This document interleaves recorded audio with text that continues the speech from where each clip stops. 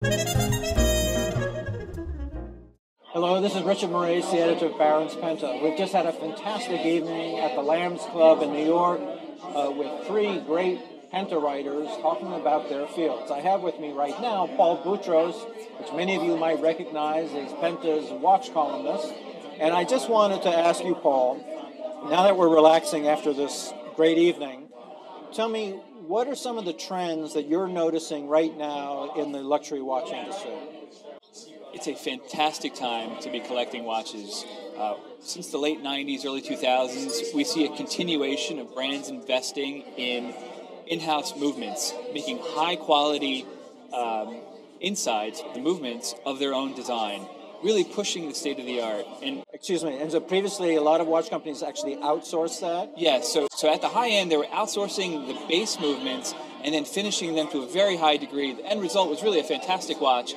But today, those brands, instead of outsourcing the base movements, they're actually making those base movements from scratch of their own design, and it's going throughout their product range. And it's really wonderful because the highest level brands, they're putting out these wonderful movements, and they're competing against one another, and the consumer is winning. There's so much value in them. There are state-of-the-art designs, and it's just a magical moment for watch collecting. But what's that doing to the prices?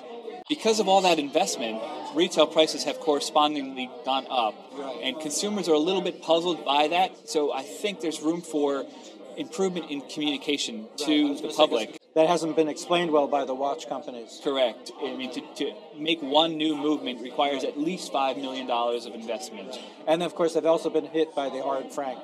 Yes, so the change with the impact of the Swiss franc and the volatility of the euro, prices have been volatile. Retail prices, they're kind of across the board changing. So there is some mystery as to where is the best market to purchase a watch. So prices are fluctuating, but at the end, the product is really getting better. So what are some of the grand complications or the complications that are attracting a lot of investment and excitement right now?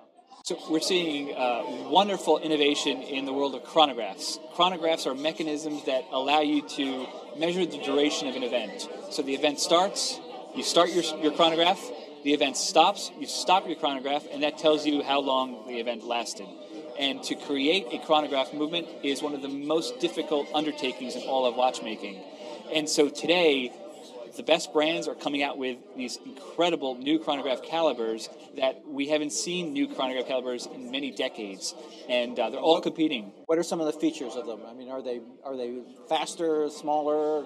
They're better designed, so they're easier to service. They're thinner. They are more precise. Basically, they oscillate at a faster rate, but that faster rate, they've done other things within the movement to still make them reliable. When you increase the rate, it could affect reliability, but they're really designing them from the ground up properly so that they remain reliable. What is your advice for new collectors? What are some of the mistakes they tend to make, and what is your advice on how they can become better collectors? Follow your own taste, follow your own sensibilities. Don't be influenced or swayed by others' tastes and sensibilities.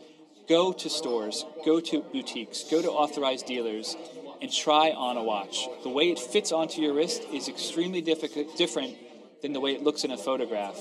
And your pleasure and enjoyment of that timepiece that you ultimately buy will be much higher because you know you chose the right one. Thanks very much. Cheers.